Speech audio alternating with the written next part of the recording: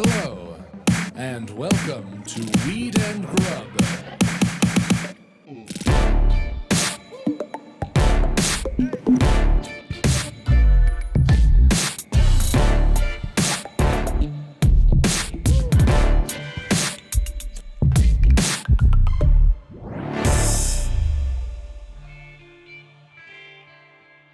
I saw a new TikTok. Let's hear it.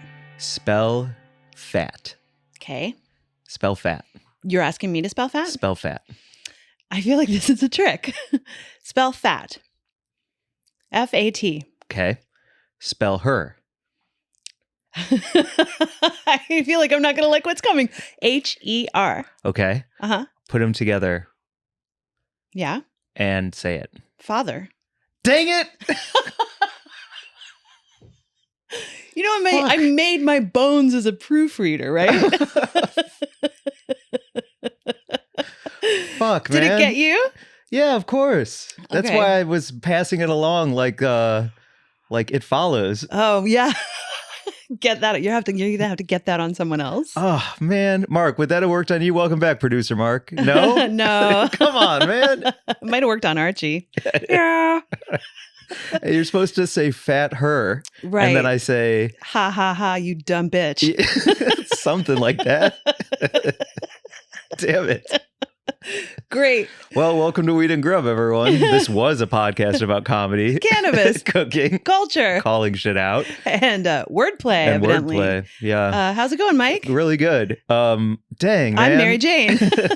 Oh, yeah. We're spiraling. I just really, you threw me for a loop. I knew there was a high percentage chance it wouldn't work on you, but I still really thought I might be able to get you. I'm so proud that it didn't. Just before we started recording, we were chatting about how competitive you are and how you feel the need to like excel at things that like I've either made fun of you for or that I feel like I'm good at, and then you like dominate me. So I'm glad that in this case, like you weren't able to get one over on me. Yeah. Like backgammon, for instance. Yeah. Is what I'm talking about, just so everyone's clear. It's not nefarious. No. But you were whooping me at you taught me how to play backgammon. Yep. And then you started whooping me at backgammon. I'm very good at backgammon. And so I downloaded an app and watched YouTube tutorials on moves. Yeah. And studied. And then you handed me my ass and I was like, well, this isn't fun anymore. It was fun for me all of a sudden. No, I don't play backgammon with you anymore, though. I know, because now I'll kill you. Yeah, because you won every fucking time. And I was like, oh, well, see, it's only fun when you like can pass it back and forth. I did just see a very funny tweet where someone said, has anyone told tennis players that if they hit the ball less hard, they could go back and forth for longer and have a better time? It is like, true. yeah. Like every single point is a war. Is a tiny war in tennis. It's like every single point is like failure or victory. It's pretty wild. I've been watching a lot of like TikTok and Instagram little snippets of tennis and how fucking amazing. Like it kind of fell off. I used to watch tennis as a kid. I was like a massive fan of tennis and I played a little bit, was never any good at it, but loved to watch it. And then just haven't for a really long time. And it's so exciting again. All of a sudden, I guess because Coco Gauff and like all of these incredible players are just really it's interesting so cool to think to of how like in a lot of ways the women's tennis is carrying the sport now. And it might be the only sport I can think of where the women are carrying it. Did you see the viewer numbers? No. Like it was like 3.7 million watched the US Open finals with Coco Gauff, and I think 2.3 or something watched the men's. Interesting. That's great. Fantastic. Yeah, it's kind of exciting. Yeah. Also, before we get into plugs, shout out to Megan Rapinoe, friend of the pod, guest on the pod, who is officially retiring and was just posting on her IG like one last round. She's hitting the field one last time. So looking so good. Yeah, fantastic. As always. Yeah. A couple plugs up top. Mm-hmm. If you have voted for us, thank you for voting for us. If you haven't voted for us yet, go to the link in our description, the link on our Instagram, go to the EmJays and vote for us for Podcast of the Year. International Cannabis Awards, red carpet event in Las Vegas. We want to stroll that red carpet and then get on stage and hold that trophy aloft like we just won the US Open. Exactly. Yeah. And then I'll be like, and fuck all the other pods. Fuck you, Bert Kreischer. Fuck you, Bert Kreischer. No, we're nominated with some great podcasts. It's really exciting to be outstanding in the field And yeah, but I'd love to win. You know, the cool thing about winning that would be that we could just get more ears on the pod, and then we could get more sponsors, and then we could, you know, make more podcasts, and, you know, just help. It's currency, or it's a currency. Yeah, it's really cool. Yeah. Plug number 2. Speaking of shows. Yeah. What? Oh, Segway King. Segway King. Segway King. He's back, baby. Let me turn Mark, the hat around. You missed it last week. We anointed Mike Segway King because his segues were wild. Speaking of shows. Yeah. Speaking of shows. Nice work.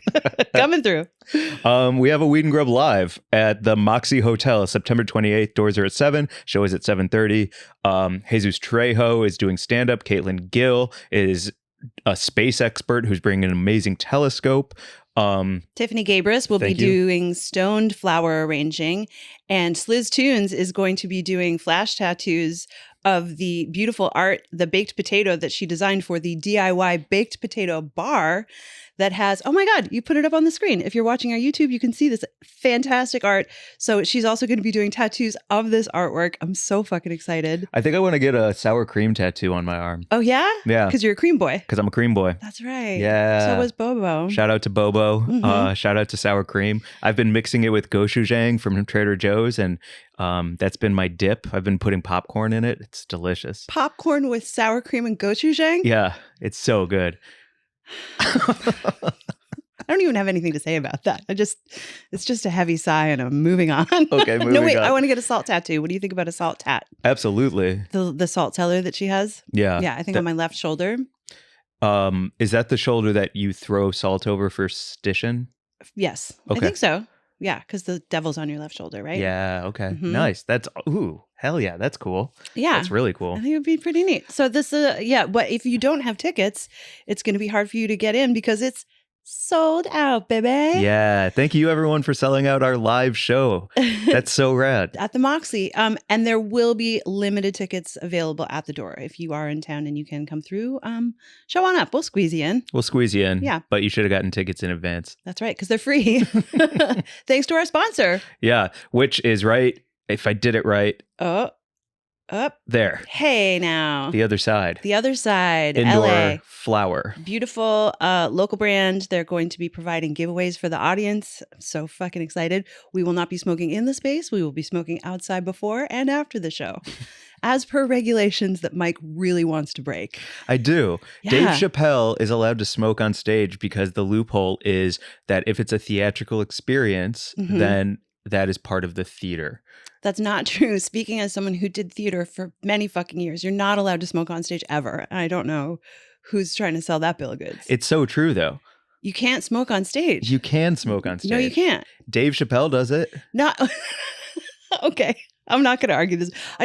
It's Ron White does it. Yeah, it's so like when I was doing shows, especially in like fringe festivals and stuff, like even to light a candle on stage, you have to have $1 million worth of insurance because of just all of the regulations and, you know, fire hazard and stuff. People get real mad about it. Funny you mentioned that because we just got insurance for this show. That's right. We did. So maybe we can. Fucking owned me, Mike. That's right. I did just submit a certificate of insurance for $1 million. So we can smoke inside. Damn We're it. going to hotbox the Moxie Hotel.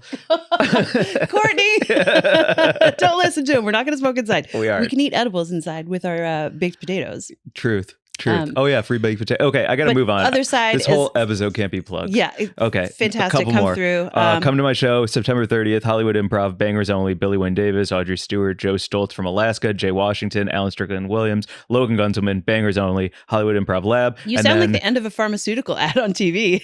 Oh, thank you so much. Yeah, you were good at that. Thank you. Nice work. And then I'm also doing with Billy Wayne Davis and friends of the show, Great Moments in Weed History and Last Podcast on the Left. We are going up to Redway, California to stop a bill that is going to destroy small farms. And we are raising a ton of money for small farms and farmers doing stand up. And I cannot wait. So follow at Grow Local Podcast. And if you know anyone near Redway, please come through. All the money is going to farmers who deserve it. That's and fucking fuck the cool. government. And then lastly, I'll do this plug and I'll slow it down a little. because I'm very proud I had of a this. Red Bull, man. I'm fucking I know, I'm cruising. drinking this nitro coffee. God, that's a lot of my face up on that screen. Okay, I have a My Sandwich, My Choice show October 5th in Venice at Little Lunch, which is an amazing cafe that's an event space. We're going to be making sandwiches. We've got a DJ spinning. We've got some comedians lined up. There's going to be an appearance by the Beaver. There's going to be money going towards reproductive rights organizations, and it's going to be a good time with good vibes. Laura Ann's Jams is providing jam to make. We've got 2 sandwiches, and when you RSVP, you get to choose one of the 2 sandwiches. Almond butter with strawberry Syrah jam from Laura Ann's Jams, Ooh. caramelized bananas on challah, Ooh. or Nancy Silverton-inspired classic grilled cheese with marinated onions and whole grain mustard. We will be putting these sandwiches out thanks to Michael Walker from Comfy Pup. He's going to be on hand helping me grind out the Sammies for the masses. Oh my God. It's going to be such a good time. A challah PB&J is one of my all-time faves. With caramelized onions, just for that little...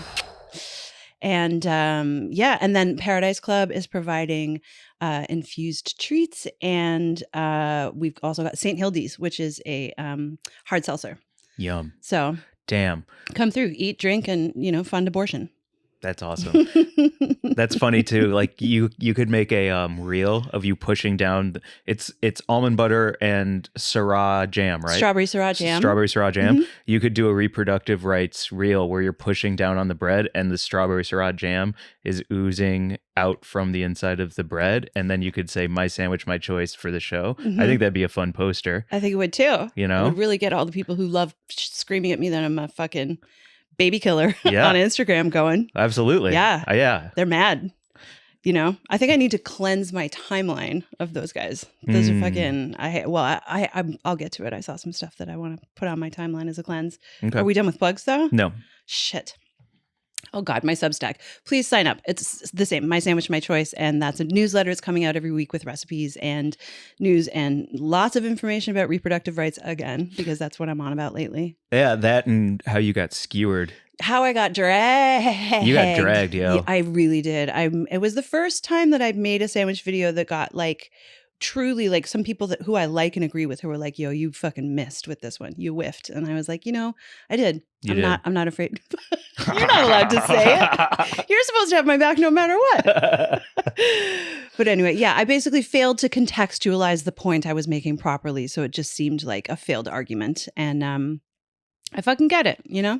You have to be careful with this kind of thing, especially when you're talking about complicated and hot button issues like abortion in particular. And I addressed the video. I was like, this one goes out to everyone who believes that abortion is murder. And then I just quoted a bunch of historical context for abortion through the ages.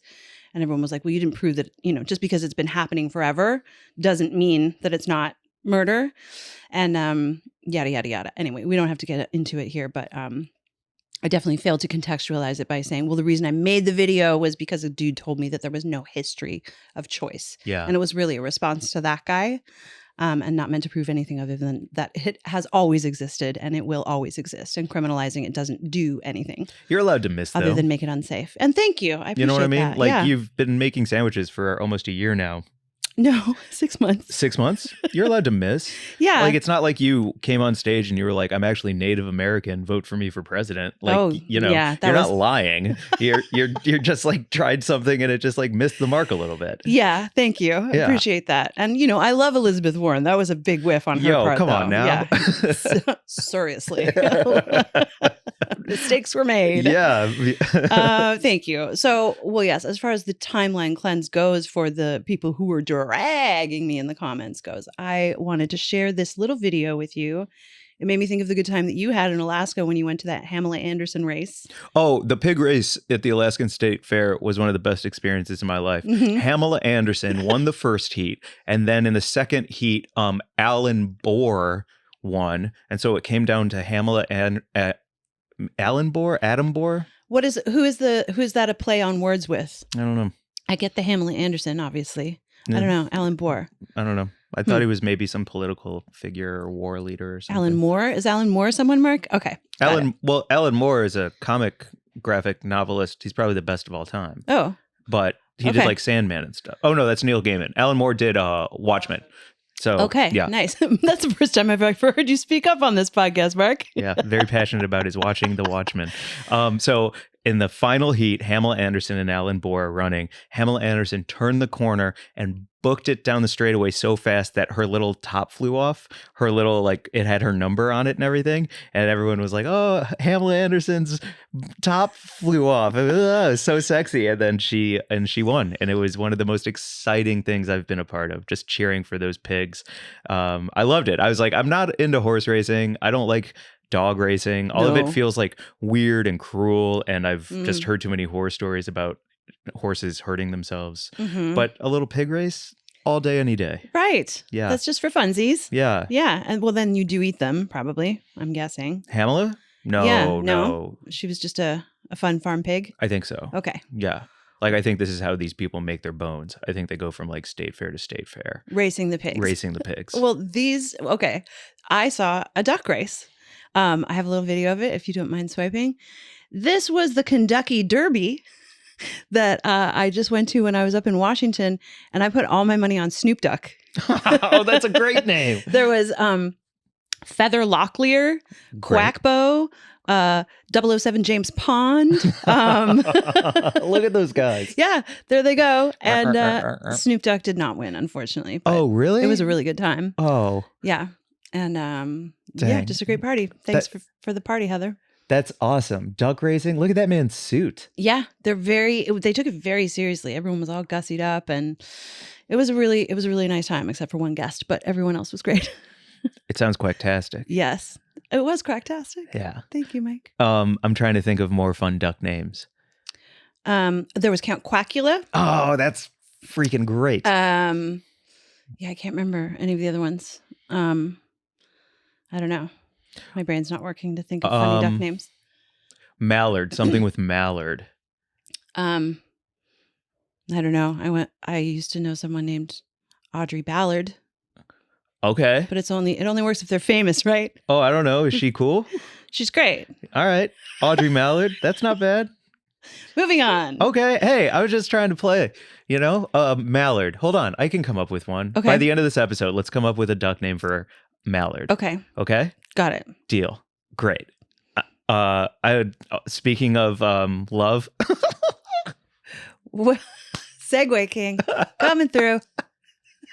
I really am gonna get you a little cartoon made of you on a Segway with a crown. Oh, please! I'm gonna find someone who'll come up with this for us. That's awesome, listeners. If anyone out there has the inclination to draw Mike Glazer on a Segway with a crown and send it to us, we will use it all the time to promote Mike's smooth ass transitions.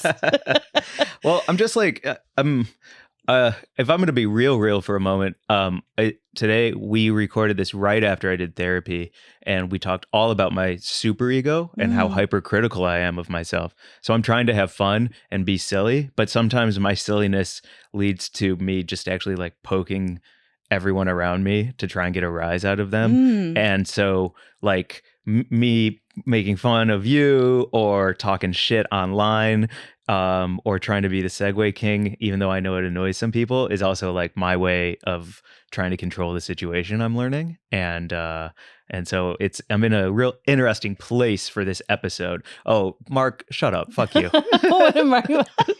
Mark just wrote, what? No way. Wait, I want to know, do you mind if I ask just a little bit about it? We don't need to like dive into it too deep. But I mean, I'm feeling it right now, so sure. Yeah, can you tell me more about superego and just what you've learned about what that is? Okay, so I've learned that there's the ego and the superego and the id, and the ego is like inflation of self, and a superego is supposed to balance that out with like the criticalness. And then id is like that playful silliness that like hangs both of them together like weights. And my superego, I've learned is huge, and because I'm so hypercritical of myself, and I've always thought that being an overachiever would I've always thought that if I'm an overachiever, it'll fix everything in my life instead of addressing the real issue, which is just that I'm like riddled with anxiety and never felt safe growing up. And so I was hoping that if I could be the best hockey goalie in the country, go to culinary school, get all A's, and do all that stuff, then everything would work out. And when everything doesn't work out, the criticalness just builds and builds like Tetris. and there's no long piece that can clear all those tiles in one fell swoop. So ultimately, what I have to do, according to Peter, shout out Peter, is realize that that voice in my head is a feeling, not a fact, and that hypercritical, anxious insanity is something I can be aware of, but also I can like call it out and be like, no, thank you, sir, and just like push it to the side. And so that's my new thing that I'm trying to do. Wow, Mike. Fuck yes. Yeah? Okay, Yeah. cool. Well, thank you for asking. It's like right at the tip top of my brain right now. So I'm happy to like kind of get it out, you know, because I didn't have time to journal before we recorded. So it's just kind of like sitting around. I mean, I'm fucking amazed that you're able to, you know, do anything, because that like just feels like a fundamental, cool new realization to hold in your head. Yeah. You know? Well, and also to be real, I think it's podcast appropriate. Weed has helped me with my superego more than anything, besides therapy and meds, but like kind of allowing a different headspace to be inside me because I'm high and I'm a little more happy and I'm a little more easy on myself. And I got to chalk that up to like a nice heavy hit. Right. And do you feel like that's also because, like, for me, what weed really does is it holds me in the present moment. Yes. So I don't ruminate or forecast, you know, I'm not thinking about the past, which is like a lot of grief, and the future, which is a lot of anxiety. It holds me in the moment a little more. Yeah. So Perfectly said. That also helps me not be hard on myself and judge myself. So I just wonder if, that's your experience with it as well. Absolutely. It's that presentness. Yeah. Yeah. So that's what's up, yo. Oh, fucking huge, Mike. That's awesome. Feels cool. That's very fucking cool. It's also, you know, we'll see where it all goes. Yeah. But it's a good start. Yep. Massive. Yeah. So all of that is to circle back to poking the bear. Okay. I'm trying to get ratioed on TikTok right now because the writer's strike is probably over. They're working on the language. There seems to be an agreement. Tentative deal. Tentative deal. Yes. And I just want to give a huge shout out to Netflix CEO David Zaslav for making it happen. He put in the work. He focused. Wow. He got everyone to come together and get rid of the strike. And I just want to say you deserve a raise, sir. Oh I am so happy. Oh, of Warner Brothers, not Netflix. Thank you, Mark. I'm just so happy he could get it done. And we all owe you a huge debt of gratitude. And if you could write yourself a little cool $100 million check for making it happen, I think you deserve it, sir. And I'm also looking forward to when we can sell pharmaceutical ads on Netflix. I think a restless leg syndrome interrupting me watching WWE Raw on Peacock would really go a long way. Great. I haven't seen one ad for guns, even though I have been watching action movies. It just makes sense. Let's get those ads in there. Get those gun ads Let's popping. get those gun ads popping. Cool. Pop, pop, pop. Oh my God. Yeah. I don't even know what to say about it. The whole thing has just been so bewildering that they would let this strike carry on for, I think it was 146 days or something, until they reached this tentative deal. Yeah. Based on 2% of the profits. That's what they were trying to hang on to.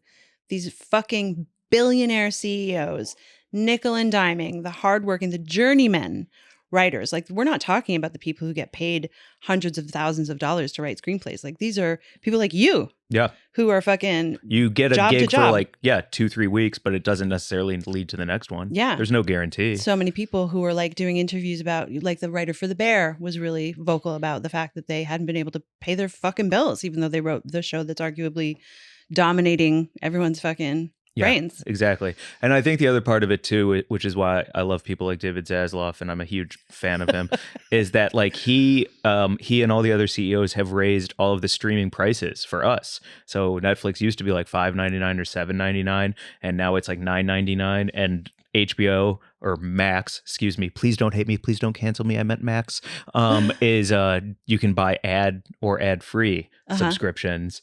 So like they're making money from a million different ways. Yeah. But the writers and actors aren't seeing a lick of it. Yeah. The same thing is happening to TV that happened to music, right? Like when we were talking to David Crosby about his experience as a, you know, one of the world's most famous musicians, all of a sudden having his entire fucking income dwindle down to fucking nothing because of the streaming services. It's happening in Hollywood. Yeah, but I'm also guilty of only watching YouTube. Like I am not supporting. I'm not supporting Hollywood the way that like you know what I'm saying? Like I am an AMC A-lister. I do go to 3 movies a week. Oh my God, dude. But I'm also like not watching The Bear season 2. You know what I'm saying? Like I watch nothing but YouTube. I watched last night. I ate popcorn with sour cream and gochujang and watched men slap each other on YouTube for 3 hours. What? Like I'm not supporting the art that I'm a part of. What were you watching? Like slap fights. For 3 hours? Yeah. Well, because it was a tourney. It was a round robin tourney. Okay. Yeah, you're part of the problem. Yeah, you should 100%. definitely watch some other stuff. But, I mean, I feel you. I've been watching saying? fucking House on Amazon Prime because I'm feeling nostalgic for a different time. That show does not hold up, by the way. I don't know if I've talked about it on here, but that show is mad fucking problematic. Yeah. Yeah. This is also why I feel like we need to get rid of all of these old people in Congress. Definitely. Because like the American dream is still alive. It's just changed so dramatically. You know what I mean? Like I have a friend who leaned into eating food in their car and now they're making great money sitting in their car and eating food. Like the American dream is real. Like you can be an entrepreneur here. You can create your own business. It's just different now. And it's a little more selective and it's a little less populated, but it can happen. I think that's a good way to think about it because it is like, you know, there are so many people sounding the death knell for America right now. And they're all saying late stage capitalism and crumbling democracy and all this kind of stuff. And, you know, we have friends who are entrepreneurs. Fucking Wanamaker, our friend Jordan, she just launched Salad Sprinkles. I think she's going to dominate the fucking salad game. Bill Oakley, former guest of the podcast, has completely leaned into his whole food influencer thing. He just partnered with, I just saw he has a partnership with a beer company now. Fantastic. Like there are ways to obviously like make your dreams come true and stuff, but also it's incredibly difficult. It is, but like I mean, even to go talk about the writer's strike for one more moment. Sure. Like the old way of sitting in a room and writing in a big group of 8 people is kind of dead, and with good reason, I think. Oh. Because there's too much content. There's too many things to watch. It's a huge gamble. Production is expensive. And you just don't know if it's going to be a hit or not. Versus I go on TikTok and I watch a guy chop onions, throw them in a pan, caramelize them, and make like a French onion soup. Yeah, but he's just making a fucking soup. He's not like saying words to be funny or interesting. Or right, but I'm in heaven and I'm enjoying it. And that's my new like, that's the content I love. And so like in a weird way, it's not that TV is dead. It's just that it's not as important as it used to be. To you. To me. But I think a majority of people like, I would argue, I would love to have like 6 20-year-olds on a panel and just say like, what do you watch? Oh God. Do you know what I'm saying? I think it's fucking depressing though, because it's so important to, you know, consume beautiful art in order to be a whole human being. It's so important to, you know, I just actually took my brother-in-law Walt to see Oppenheimer. I'd already seen it. And I was like, I need him to see this because this is something that will like enrich his life. I know he's going to enjoy it because it's old and it's about building things, a nuclear bomb, but like, and I also just wanted him to see the artistry of it and to go and sit in that theater for 3 hours and watch. And I'm not a, you know, big fan of that kind of movie, but it was so incredible. You're anti-nuke. I'm anti-nuke and I'm anti-man. Oh, no. That movie was about a lot of men. No, it was just so beautifully done. It was so incredibly like on every level, you know, and I was thinking about it and how epic it was and how necessary it is to have that kind of work in the world and for people to see it. And I know a lot of people did see that particular movie, but to see more of that kind of thing, to read more books, to listen to entire albums. I just listened to this entire album of Harry Belafonte singing.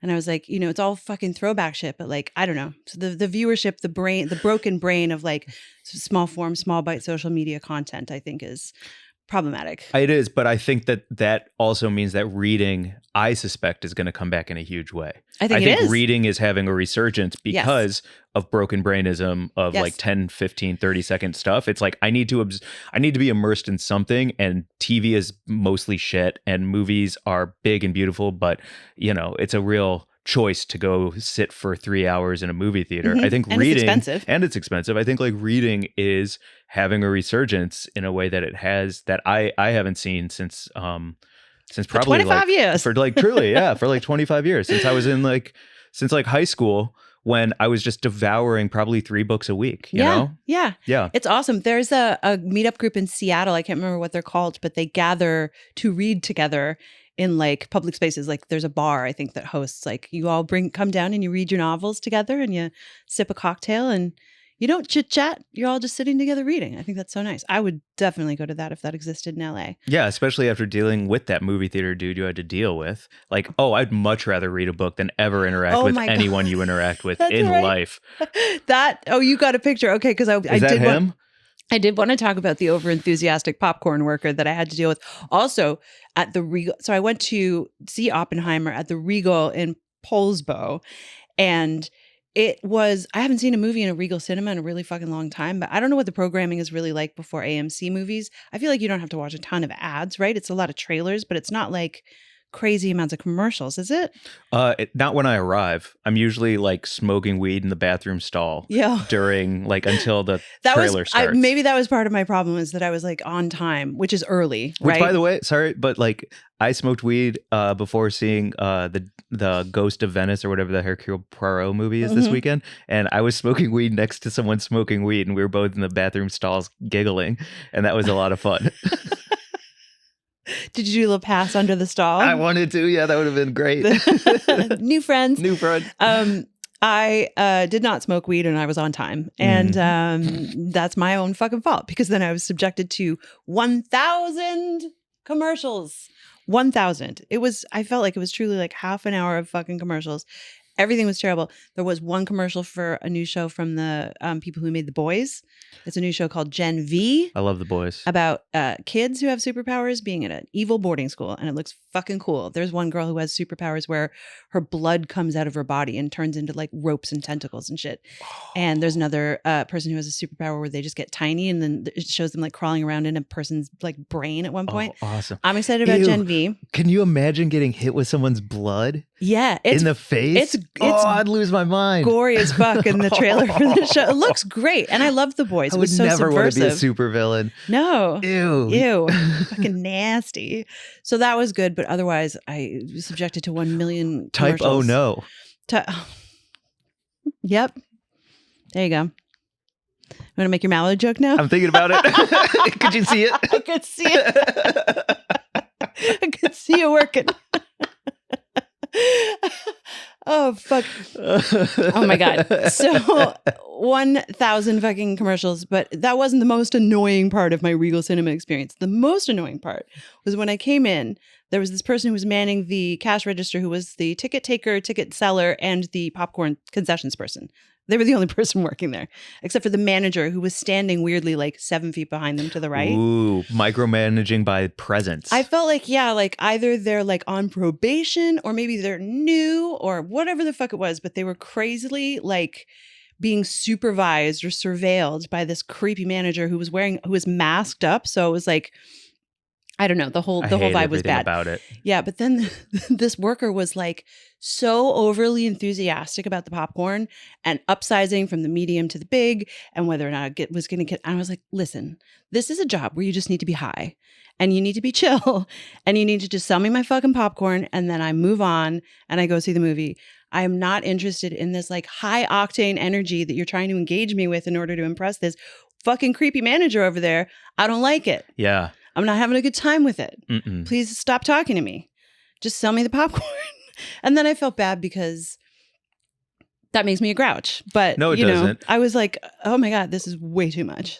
I mean, the only way that like that gets positively reinforced is the person who's like, yes, fine, to whatever you're saying, just get me out of this. Totally. In which case they immediately were like, oh no, this is a good sales tag. Like, this is who I am and it's working. Yeah. And you know what I'm saying? I like, did. Yeah. Ugh. The hard sell on the whole situation had me kind of spun. And then I was with Walt and he was like, where are the napkins? And this person was like, well, there's 3 dispensers and they're all over the counter. You can't miss them. And Walt was like, well, obviously I can. Damn. And I was like, fucking cold. We're 2 stone cold grouches just going to see Oppenheimer. Yeah. Shut up. We could go see a movie about men and nuclear war. Yeah. Well, also, I do believe that Walt is at fault in this situation as well. Well, it's just because he's tall. Because okay. two parts to this because I knew about this story previously. Mhm. One is this overzealous popcorn seller is driving both of you so mad Couldn't take it. that then Walt ended up not taking care of himself, and then you had to carry the snacks situation for both of you, which I think is an unacceptable thing in a 3-hour movie. I think Walt is at fault. Okay. What do you mean he's at fault? He's like, I'll have some of your popcorn. Oh, yeah, that's true. Well, I was trying to get him his own popcorn and he made me share, which was crazy. You don't share. Okay, I was like, I'll have a large. And they pulled down the bucket. And then Walt goes, did you see how big the large is? And I was like, yeah, a bucket the size of my head. That's how much popcorn I like to eat in a movie. Extra butter, extra salt. How do you think I got this way? Look at this abundant body. And then he was like, well, I'll just have some of yours. And I was like, I love you so much, but that's crazy. Get your own popcorn that you then don't eat. You know, that's fine. Yeah. Anyway, he forced me to share. I can't even, if I even saw a hand creeping towards my tub.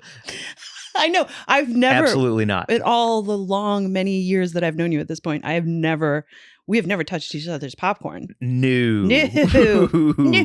No. I respect a lady who tips the tub in the dark to knock out the kernels at the bottom of the bucket. That would be me. Yeah. Yep. Hell yes.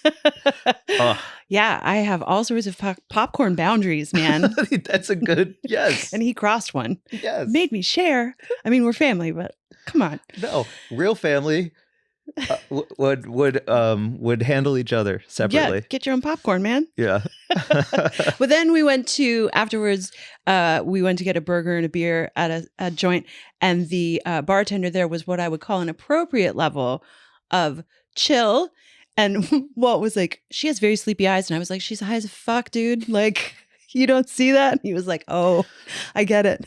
That's how I want my... I was like, that's how your fucking person that you interact with should be, is just stoned as hell. And they just like get you what you want and they don't try and talk to you. And then I was like, that's mean too, because I worked as a bartender for years. And more often than not, I was not stoned because I'm not productive when I'm like, I would get stoned after work for sure. But like, it's about the unwind for me. But yeah, I certainly worked with most of the bussers were always baked as hell. Of course. You know? It was my favorite job of all time. I mean, besides the NHL awards and Billy on the Street and winning that gold medal. Working on that Gordon Ramsay show. Yeah. My super ego and ego.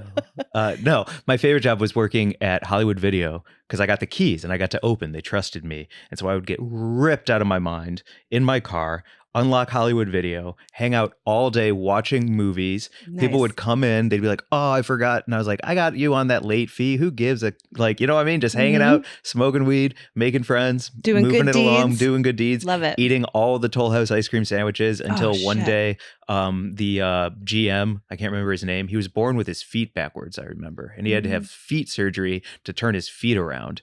I remember that. And he wore like high platform shoes because of it. He called me into his office and he's like, Mike, we have to talk. And I was like, why? What's up, dude? And he showed me the security camera and he sped it up. And it's just me walking back and forth from the Toll House fridge, just opening and closing it, eating all the snacks in a shift. He's God. He's like, don't do it again. And I was like, I mean, yeah, of course. You just made me think of the paranormal movies. Yeah. I just did. You like rocking back and forth in front of the freezer and the fucking infrared camera. Yeah. But it's because I was chill, man. I was just like a fun, easy hang. They could trust me. I got it done, kept it moving. Yeah, there are some jobs where I feel like it is just part of the job description that you are stoned. You're just stoned while you do that. And one of them is popcorn concessions. Yeah.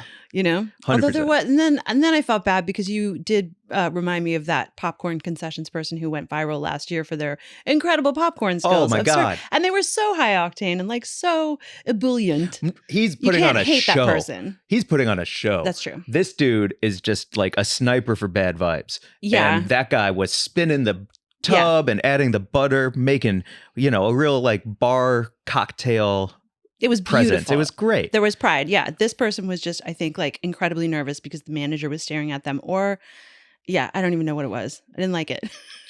And then that made me feel mean. So when the nuke dropped, were you picturing him? Well, the best part of that movie is when the nuke drops, it's just entirely silent for like a minute. Yeah. It's such a beautiful piece of filmmaking. So no, I wasn't thinking about him. Okay. I was thinking about Walt touching my fucking popcorn. Oh man. Actually, this is a great place to do our actual mid-roll. If you listened last week. Yeah, last week we paused for a mid-roll and then realized we didn't have a mid-roll, so we just carried on. Yeah. This week we have a mid-roll. We have a mid-roll. A fantastic mid-roll. From Scent Air. Yeah, let's get to it. You know what one of my favorite things about your house is? What? It always smells so good. Aw, thanks. Yeah, mine is always like, oh, what is that? Old chicken mixed with kimchi and arugula? Yum, yum, yum. Weird your cream place? cheese? Yeah, your place smells so good. I love a swirl of smells, but sometimes one in particular can be overwhelming. You know the one. Yeah, Archie's farts. Yeah, they're pretty loud, but so is my stash box. And now I have something that removes lingering odors. Scent Air's new cannabis neutralizer eliminates cannabis odors at the molecular level. Scent Air's patented odor neutralizing technology detects molecules that make stinky smells in the air, bonds with them, and then makes them undetectable. The cannabis neutralizer leaves my space feeling fresh. It has notes of white tea, light fruits, and subtle amber. If you walk into Mary Jane's place, you're going to be like, is that subtle amber? So subtle. It's so good, though. It does really smell good. So enlightened, too. Plus, Scent Air diffusers fill your space with fragrance for up to 300 hours, and you control them right from your phone. I love unwinding after a long day with a joint, and setting the cannabis neutralizer when I stash makes my living room smell like a stroll through a citrus grove on a breezy day. It's so relaxing when I come over to chill at your place.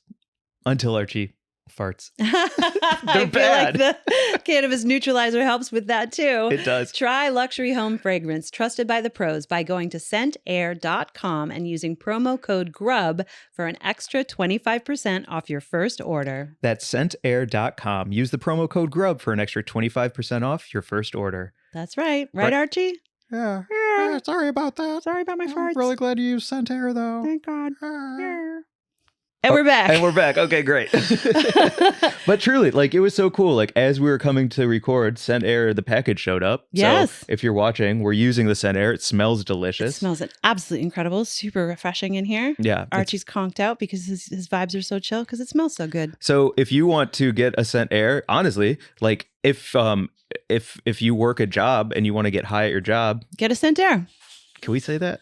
I don't know. All right. We just did an ad for them, though, so you can go back and listen to the ad. Yeah, listen to the ad. And now this is a good spot for our news story, right? Yeah. What's the news this week, Mary Jane? The news this week is reported by SFGate, and the story was written by Lester Black, who was one of the Cannabis Media Fellows that I was at the UVM program with. Great writer, follow everything he writes. And this story is that the California cannabis industry is panicking over a proposed label law. And it's we'll drop a link to the story in the show notes because it's pretty deep dive into it. But basically, there's a bill called AB 1207 that is going to cross Gavin Newsom's desk that is going to make it so that you can't put a bunch of stuff on packaging, including fruit, flowers, people, or animals. And that is going to severely impact a bunch of people who have like founder owned and operated cannabis brands who use their own faces and stories as part of the packaging. And it's really going to affect, especially there are some brands. There's one brand in particular that he talks about that's owned by Amber Center, who has a brand called Landrace Origins, which is a specialty line of cannabis that pairs African coffee with heirloom pot strains. And we saw Amber Center actually at the Oakland Psychedelics Conference. Yeah. She was in the audience during one of the panels, and she heads up Supernova Women, which is an advocacy group, and she is fucking awesome. And she's found a path by leaning into her individuality, this story says, and she uses her marketing strategy around who she is as a woman of color with a cannabis brand, and this would severely impact her being able to use her face on her products. That's so crazy. Or severely impact. It would make it so she fucking can't. So I thought, in addition to just like talking about Lester's article, there's a beautiful letter. Or bring your computer over. I'm going to bring my computer over so I can look this way. Thank you. So there's a letter from Janine Coleman, who is the executive director of the Origins Council, which we've talked about on here before. That's an advocacy group that does work with small farmers in Mendocino. And she wrote a letter to Gavin Newsom, and I thought I would just read Janine's letter. It says, "Dear Governor Newsom, I'm writing to personally implore you to please veto AB 1207. The bill includes a provision that would erase the faces of California cannabis from our own industry, banning imagery of humans from the labels, packaging, advertising, and marketing of cannabis. I am a woman and I am a leader entrusted to advocate on behalf of the heritage. The heritage. There it is. The heritage cannabis farming communities of California. I'm an ally to the BIPOC community. I am an ally to the LGBTQ plus community. I believe deeply in the power of the California cannabis social equity movement. These communities, standing shoulder to shoulder with our veterans, patients, and all of the advocates of the cannabis compassion movement, are our collective legacy. We are the very heart and soul of California cannabis. I am absolutely bereft that this bill has passed the legislature with this language threatening to disappear us. Representation matters, especially for those peoples historically marginalized and oppressed. Our voices, our faces, our stories matter. Please do not take this away from us. That is a powerful letter. Listen up, Newsom. Yeah. Don't be signing that fucking bill that Fuck just no. passed the legislature. I mean, that's the crazy thing. Like, it's just going directly to him to sign. So the chances are... This is the kind of shit it'll... that if you want to run for president, Mr. Newsom, it's going to haunt you and it's going to come back and bite you in the ass. Yeah. Truly. Like, I understand getting rid of like things like fruit or anything that could be construed as like focusing on children. Yeah, yeah. You know what I'm saying? For sure. Like cartoons, well, and that, dragons. You know what or dragons might be like cartoon you know what I'm talking about? Yeah. Like anime. Like I don't want to buy weed that has like anime on it. Yeah, I think that's a bad move. You don't want to be using Care Bears to market to kids. But I think that's the great point is that this was designed to combat a lot of the traditional market packaging, you know, those sort of like flashy Mylar bags that are like bright colors and, you know, fun fonts that are from, you know, people who have designed these for the fucking traditional market, you know, like to stand out. And they're like really amazing. And like historically and traditionally, those designs are fucking cool, but when you're coming into the regulated space, you need to be careful. It's the same thing with all of the brands that have names like Girl Scout cookies and Skittles, and you know, like you can't be naming things after like, you know, sweet treats that are going to appeal to minors. Right. We get that. We understand, but this is ridiculous. Yeah, this is like you can't use your face on your packaging. Yeah, exactly. So Method Man, I bet can. I bet, you know what I'm saying? Like, I bet there are people who are going to be allowed to. Like, if this passes, they won't be. It would be signed into law in California. And, you know, like brands like Swami Select, for instance. I mean, Swami is like, you know, I don't even know how old the guy is, but he's an elderly guy who's been a farmer for, you know, decades at this point in Northern California. He's beautifully like growing this organic weed, and he uses his face to sell it because people know who he is and trust him as part of the cannabis community, the grassroots community, you know, and he wouldn't be able to have his face on his brand. Disappear us is a heck of a way to say it. Yeah. I really like that. Like when we were at the Oakland Psychedelic Conference and we went to the Why Ceremony Matters, and they were using the word extraction for people like, well, he doesn't have braids anymore, but he used to have braids, coming in and extracting like culture and then using the white people using it for themselves to like sell classes and bullshit like that. Yeah, it's like strip mining, right? Yeah, you're just taking what's going to benefit you and then you're leaving the community with nothing. So yeah, this would be a corporate move to, like quash so many of the people who have been historically marginalized, as Janine said, and not able to use their own fucking stories and faces to promote the cannabis that they grow on their land. It's nuts. So it's a great news story. Hopefully Let's it doesn't keep get it signed. up to date. Yeah. And can we follow up on that? And if it does or does not get passed, like kind of let the world know. If we remember. I will. I feel like we say this every so often. We'll be like, and we'll get back to that. And then there's like 100 hanging chads of topics. And I know, but like littered throughout the history of weed and grub. Very rarely does something like this come across Newsom's desk where we can actually follow up. Like most of it is things like lobbyists are trying to put oil in your water. And then it's like, and you just don't hear about it after that, which means it was like a non-issue. Like there's oil in the water. That's the end of it. Wow. Do you know what I'm saying? Okay. So there's not much to follow up with for a lot of our hanging chads. But for this one, there is. I would love to go back and like, you know, if we had transcripts of everything, we could just do like a quick search of all of the news that we've covered in, you know, the Grublik Gazette over however long we've been doing this podcast now. 1,000 episodes. Yeah. And find out like what we said we would follow up on and what we just haven't. But we will follow up on this. Okay, let's do it. Cool. You have my word. Okay. That's a promise from Mike. What's this? Oh, God. Okay, this is... What is this? We need a segue king coming through. You're the one who sent these to me. I hadn't looked at this yet. Okay, this is... I had a crab dinner when I was out of town last weekend when I Yum. saw the Kentucky Derby, and I went to Oppenheimer. I also had a crab dinner, as is, like you do in Port Townsend. And I was thinking about that meme. I think it's old now, but it popped into my head where it was like everything is crab. Do you remember that? I don't know that meme at all. So a few years ago, it popped up that everything at some point will evolve into a crab. All so this is the things that we're looking at on screen are memes around this concept that like at some point it was an idea that was in evolution. This is very silly. That was like, crabs started out, all crabs started out as various things, and they all took on this shape, which is called carcinization.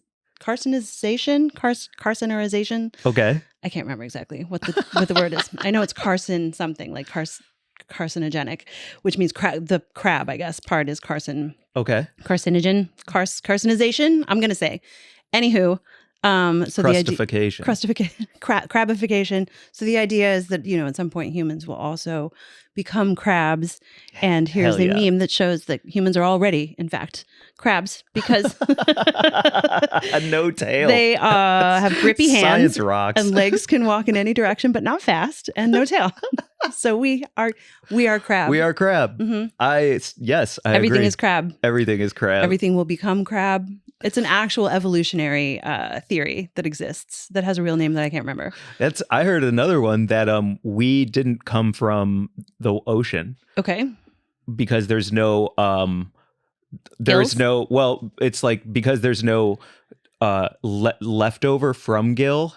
And so but they are when we develop cave people didn't have any gill left, like remnants. Like as the gill disappears, there's no proof of the gill disappearing as time goes on. Therefore, we must have not come from the ocean. There is a fetal stage of development where the fetus does actually have these kind of little feathery gill type things. Now, mm-hmm. in like an ultrasound, you can see like gills. I think so. Really? So we are crab. We are gill. I think we are gill and crab and all one. That's cool. Yeah. I like that. Well, I have stopped eating crustaceans, so this is good for me. Now, tell me about this because I don't understand Just started grossing me out, man. What do you mean? Like shrimp just started grossing me out. I don't like the cracking of the carapace to like suckle the meat inside. Like the whole thing just started to feel disgusting to me. So and also like lobsters are nice. They didn't do anything. They grow so big. Crabs, I love them. They're cute, even though I don't like their little mouths. Those kind of gross me out. I just don't like ripping open something's back and then sucking the juice out of it.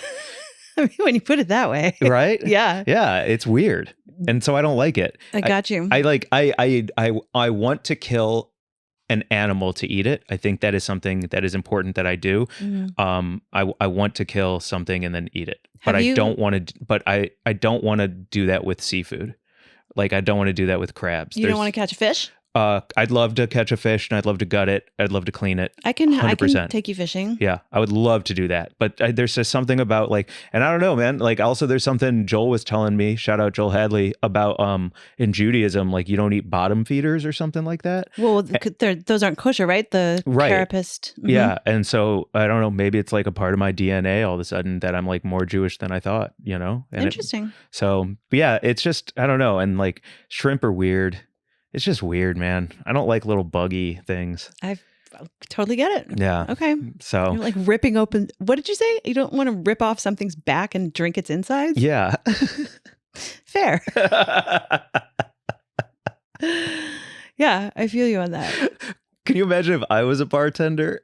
Like everyone would be like, "Oh, dude, this guy needs to go away." Yeah. Hey, man, I really just wanted that beer topped off. Oh, okay. Yeah. That's fucking crazy. Oh man! Right. Speaking of bars, I have a quick story before we go to our creamed corner. Okay. Okay. So I was doing a show at Bar Lubitsch last Friday, and the show is from 8 to 10. Wait, did you just correct yourself on the date of something? Yeah, because you're blowing my mind right now. Because Mr. Chronology doesn't matter, and why the fuck are you talking about which day it was, which you've yelled at me about on this podcast. That's why I'm calling it out here. I know. Okay. I understand. Okay. And I'm growing. I'm changing. I'm listening. Fucking seriously. Yeah. I'm evolving. Snaps. My gills are becoming lungs. Okay. Carry on. Friday. Mm-hmm. I did my show at Bar Lubitsch, 8 to 10. And then from like 10:30 until the end of the night is club night. And it's just like dancing and partying. And in the past, when I've gone there, it's been packed. And it's just like wall-to-wall sweaty people dancing to DJ music. And it's really fun. So I was like, oh, nice. So I'll just like make a night of being at Bar Lubitsch. So I did the show, had a great set, felt really good, and then walked back to my place, dropped off my like recording equipment, and I remembered that I had a little microdose of Molly from something that we were at previously that I'm not going to name. Mm-hmm. And so I was like, oh man, just like a little twinkle of Molly. I'm going to like put on a hoodie and I'm just going to like dance alone in this sweaty club. It's going to be perfect. And it'll kick in on the walk back. Like I had this whole plan. So I do it. I pop it. I throw on my hoodie. I walk back to Bar Lubitsch. I go in and it is dead. It is so dead. And so now I'm like, well, it's only 10:30. Okay. I'll just like have a dirty martini. Maybe we'll go walk around the block, get some exercise, come back. Dead. It's like 11:30. So now I'm like mollied out. And there's like groups of 2 and 3 on the dance floor, all kind of chatting and having a nice time. And so it's just me in a hood, sweaty, looking around trying to dance, but instead it's just not the vibe, man. And I like dancing up next to like some couple on a date. Yeah. They're like, excuse us. What are you doing? And you're like, hey. Yeah. I can just picture it. Because I've seen you when you're like that, and it's such a good time, really. If you're feeling fun. that vibe. I'm personable, yeah. You're absolutely chatting with folks. the greatest. It's the greatest time, Mike. I would give anything to have that time with you. But fuck, it was wow. so funny. And so then it's like 1:30. The club was not popping, and now I'm just like, and so I just like walked back home and just stayed up, just stayed up on Molly, in watching people apartment. slap each other. Oh fuck, man, it was so funny. That's fantastic. Yeah, great. I love it. Microdosing is just so good for your soul. It is. It is. I hope you had a nice time. Oh, it was fantastic. Just in the moment, I was like, ooh, wrong vibe. And you didn't think about going anywhere else? It hadn't occurred to me. Now that you say it, sure. I mean, really, where are you going to relocate to? Because like that's the fucking problem with LA. If that was the case in New York, you could just like walk out the front door, go 2 buildings over, and there's another whole fucking club happening. But this town is just so spread out. Like you have to get in a car or an Uber to go anywhere. Yeah, and I also didn't want to pull out my phone and start like looking at events and what else is open now. Like texting people, hey, you up? You up, dog? I'm on Molly. Yeah. You're gonna be like, okay, Mike. Yeah. Right. And I don't need those receipts in my life either. Definitely feel you on that. Yeah. Yeah. So I just had to share that story. It's very funny. That's fantastic. Well, is it time for our creamed corner? It is. This is something you felt very passionate about. Listen, it's fall, and everybody knows what that means. It is pumpkin spice latte season, and I fucking object. As a white woman who loves fall, I need more options in drinks and in life. Yes. I don't like it. I hate the whole fucking, cliche, the memes, the fucking, fall sweaters with the scarf sipping on the pumpkin spice latte. No. It's not me. I don't like overenthusiastic popcorn stand workers, and I do not like pumpkin spice lattes. I have tried them. No. They're gross. They're so sweet and overly, like, I'm sure there's a really delicious one that someone is, can write in about and Shut say up. like they make it themselves and it's all, yada, yada, yada, yada. But this version that Starbucks has unleashed on us like a fucking plague that is celebrating its 20th anniversary now.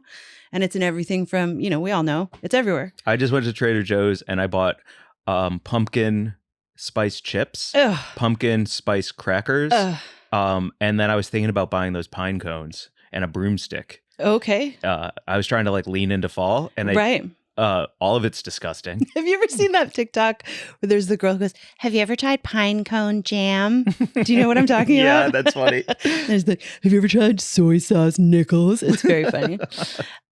What does fall mean to you? Let's create something. Okay. If you are anti pumpkin spice latte, yes. I love the crunchy leaves. I love the death. But you sure, like we could do some Memento Mori themed drinks. Yeah. Death flavored, whatever. Yeah.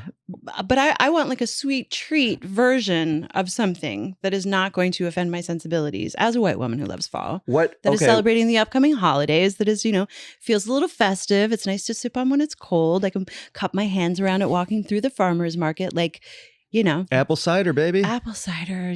I don't like apple cider though. Oh. And I want it to be a creamy treat. Yes. A creamy treat, like glue wine. What's that? I've never heard of that. Glue. I think it's glue wine. It's like a mulled wine, a spiced mulled wine that when you go to a holiday market in Germany, you can cup your hands around that. It's got a little cinnamon stick in it. It's it's like a hot cup of alcohol. That sounds delicious. It is delicious. Mark has a great one. Hey. Gingerbread flavor. Gingerbread is awful for houses. Yes. Great for sipping. You don't want to build your house out of gingerbread? Well, I just it's so gross. Like if we're gonna get rid of pumpkin spice latte, let's also get rid of gingerbread houses because they like that pasty glue that sticks it all together is so disgusting. But I don't feel assaulted by gingerbread houses like I do by a pumpkin spice latte. As a white woman, that's who true. Loves fall. It's like I'm supposed to have one of these fucking things in my hand all the time now that the cold weather has arrived. I don't feel like anyone's trying to stick a gingerbread house into my. Right. You know what I mean? Well, how would you feel about a gingerbread drink? Like a hot or a creamy treat? Yeah. I don't know. I think with the ginger, because ginger for me is such like a healthy, tasty, I love a golden latte. I mean, I guess if I could afford golden lattes, that's what I would That's replace. not what we're talking about. We're talking about big box store. Yeah. Shoving creamy creamy treats. Yeah. Damn. I don't know what else is fallish. Pumpkin spice is it. I'm sorry. They've done such a good job of convincing us that that's the case, but it's only not. Flavor I can think of. Sticky toffee pudding. Yum. Come Fucking on. Yum. That is I make one every Christmas. I, live on it for a week. Yeah. Sticky maple. Maple. Thank you. I can't believe I didn't say that. I'm Canadian. Well, it's right behind me. Oh, fuck. Chai. I just saw the word chai. Yeah, chai is, all year round though for me. I honestly, sticky toffee pudding could be the new pumpkin spice latte. I think we should that try to make it. Great. It's fucking great because it's made with dates, so it's healthy. Mm-hmm. Sure. Not really. Yeah. Full of the sugariness, and then you pour condensed milk all over it, and it's sticky toffee pudding. Yeah. A sticky toffee pudding. I think that's what I'm gonna go with. Would be my replacement for the PSL. I love that. So that does scream fall to me. I think you nailed it. Yeah. Truly. I mean, I suppose you could try and make something creamy with, what else what are the other fall fruits? Apples? Yeah. I don't know. Blueberries, they've had their time. Kind of, or fall. Fruit's lame. A little bit. Fruit's so lame. Fruit is pretty lame. You know what I mean? Yeah. It's pretty lame. What else makes you think of cold weather? What else do you go with? Are there any rum? Meats? Meat? I don't want to drink meat. Like a delicious, pork crackling latte. I'll tell you what, if I saw a little crackling sticking out of a drink, I would try pretty good. A pork crackling latte. Yeah, I'm not opposed. A little dusting of rock salt on there. Little roast goose latte. Yo. Listen. I mean, bone broth. Yeah. Right? Is I'm about it. Is supposed to be super healthy. So if I could go to Starbucks and get a bone broth with a pork crackling top latte, that would be incredible. Are you listening, Starbucks execs? Oh yeah, they are. Please. And they are not getting a hold of us. They are not reaching out.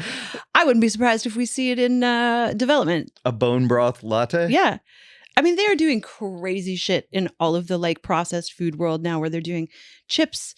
I mean, I'm walking into just my regular convenience store. I don't even need to go to specialty stores to find insane chip flavors nowadays. True. So let's fucking revitalize the latte space and get rid of this absolute fucking nonsense.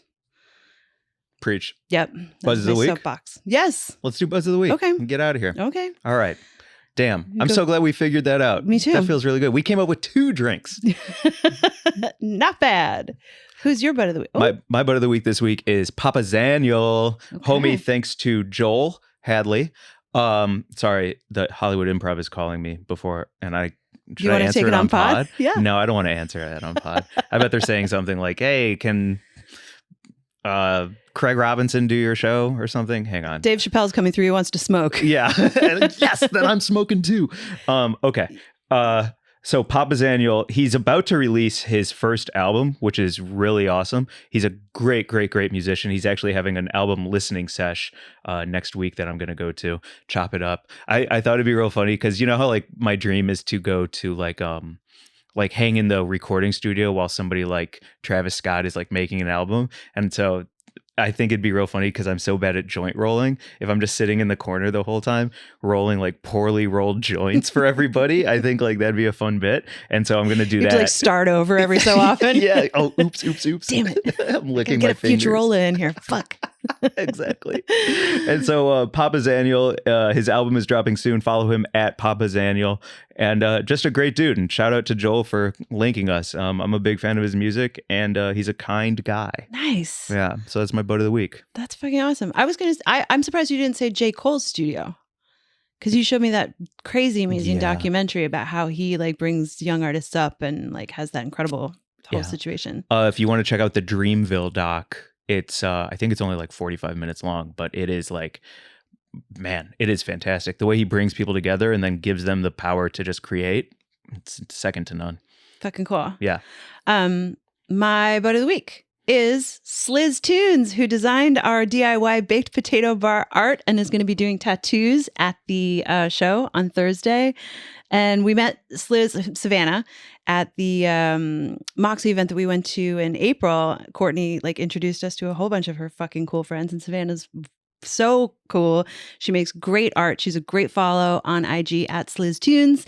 And I don't even know what this one was that you pulled. This is one of her pieces. I was trying to find a picture of her, but I thought better to showcase her art because it's so good. And I read this one really made me laugh. It's so great. It's like just like a schematic, like an anatomical representation of herself, but it points to like all of her bruises and scars, as well as everything that's in her tummy and her head, including useless facts and racing thoughts. That's very funny.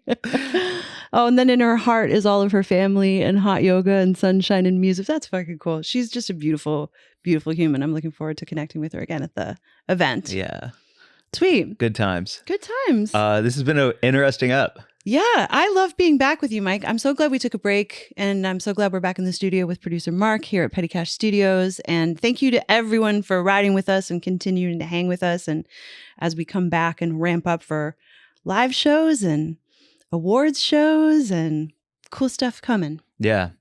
Follow us at Weed and Grub on Instagram. WG at Weed and Grub is our email. At Mike and Mary Jane on TikTok. Follow at Glazer Boohoo on Instagram. Also follow Glazer Jokes on TikTok. You're blown up. It's fun. Yeah. Yeah. I'm learning that trolling is a good thing. Oh my God, right? It's the mayo Harmless for me. Trolling. Yeah. I love making people mad. Yeah. Mallard Shannon. Who is that? Molly Shannon. Oh. Yeah.